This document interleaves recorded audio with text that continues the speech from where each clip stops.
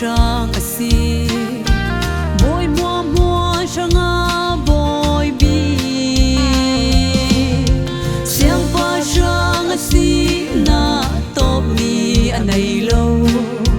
kum khwa in alian kum khwa me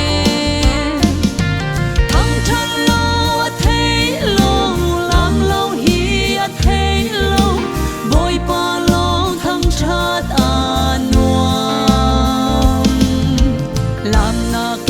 thang chan ning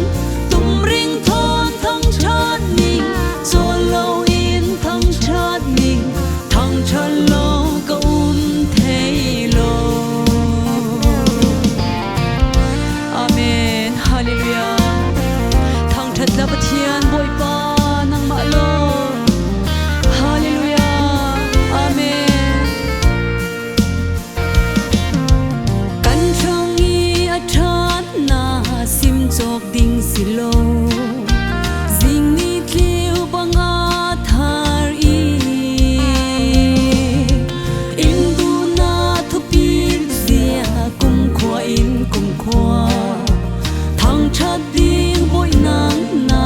si thang chan lo a thei lo lam lo hi a thei lo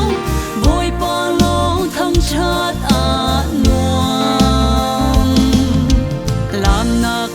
thang chan ning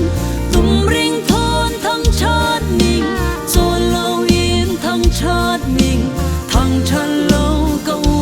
thei lo